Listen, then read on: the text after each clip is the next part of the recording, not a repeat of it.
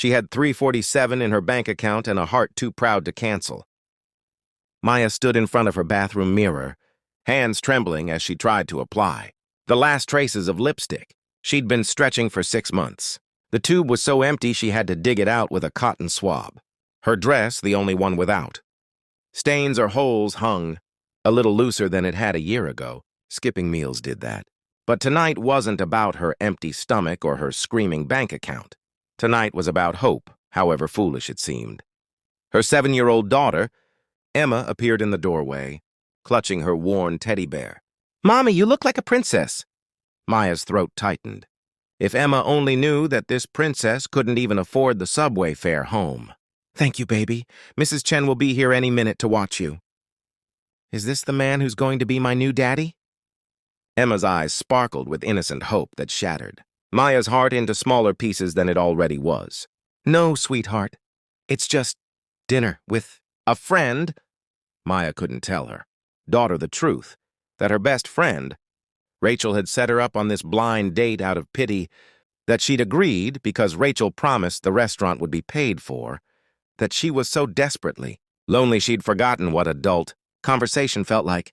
The restaurant was in a part of Manhattan Maya usually avoided, the kind of neighborhood where people's shoes cost more than her monthly rent. She'd walked 43 blocks to save the subway fare, her feet screaming in her only pair of heels.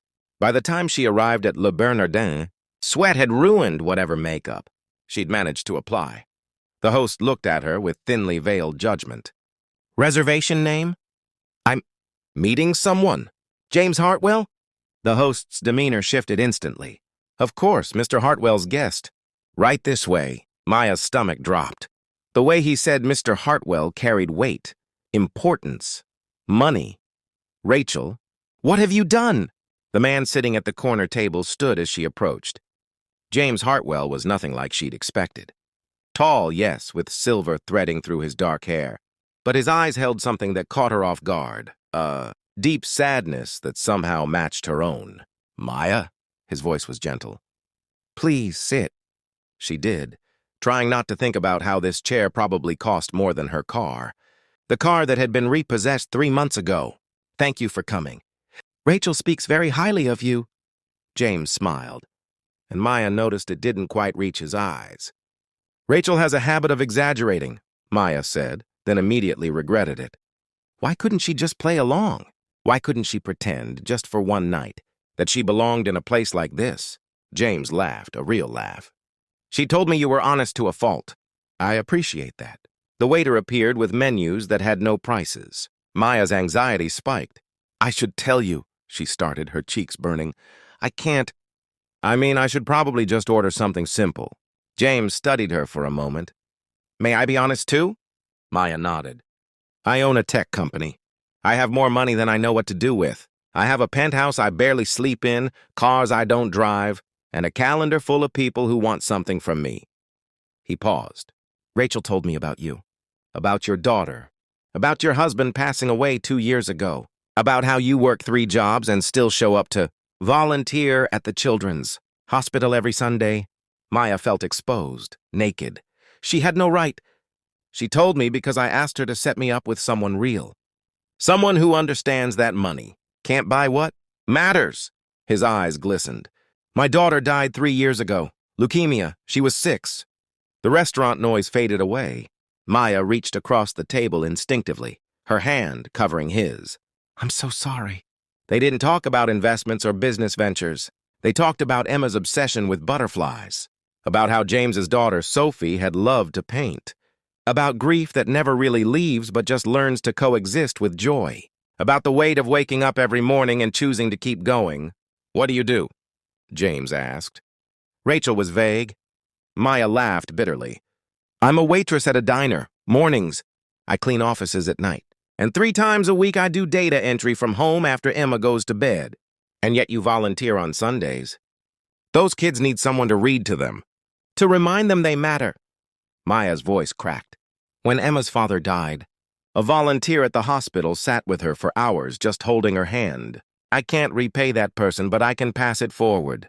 James was quiet for a long moment. "Order anything you want." "Maya, please, let Me give you this one evening where you don't have to count pennies. Something in his voice wasn't pity. It was understanding. So Maya ordered, and they ate, and they talked until the restaurant began closing around them. I should go, Maya finally said. Mrs. Chen charges by the hour, and I'm already... She stopped, embarrassed again. Let me drive you home. You don't have to... Maya, I'd like to, if that's okay. His car was exactly what she'd feared, sleek, expensive, screaming wealth. But James drove carefully through the city streets, asking about her neighborhood, about Emma's school, about nothing and everything. When they pulled up to her building, with its cracked steps and broken buzzer, Maya expected judgment. Instead, James said, "Thank you for tonight. I haven't felt this human in years." Neither have I, Maya admitted. Can I see you again? She wanted to say yes. God, she wanted to. But reality crashed back.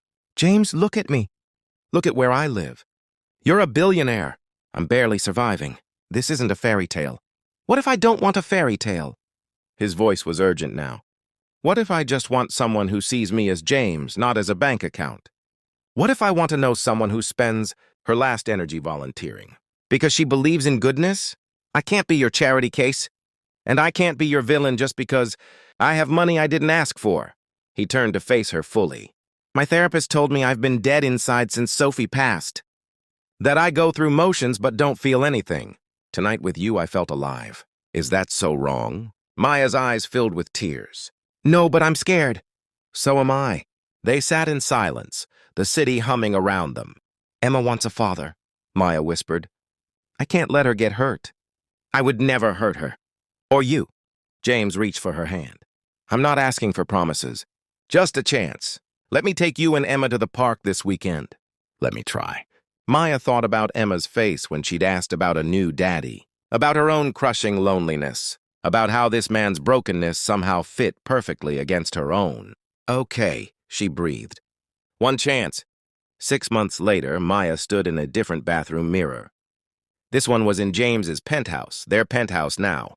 Emma's laughter echoed from the living room where James was helping her build an elaborate butterfly garden in boxes they'd set up by the windows. The lipstick she wore now was new, expensive, unnecessary. But what made her glow wasn't the makeup, or the clothes, or the financial security that still felt surreal. It was the post-it note James had left on the mirror that morning. You didn't fall for my money. I fell for your heart. Best investment I never knew I needed. Love, Jay. Emma burst in. Mommy! Daddy says the butterflies will hatch next week. Can we have a party? Daddy. The word still made Maya's breath catch. Of course, baby. James appeared behind Emma, scooping her up. A party where we invite all the kids from the hospital. What do you think? Emma squealed with delight. Later, after Emma was asleep, James and Maya stood on the balcony overlooking the city. Do you ever regret it? Maya asked. That blind date changed everything for you, too. James pulled her close. You showed up with nothing but yourself. No pretense, no angle, just genuine kindness in a world that had forgotten what that looked like. He kissed her forehead. You didn't need anything from me. You just needed to be seen. And in seeing you, I found myself again. Rachel deserves a medal, Maya laughed.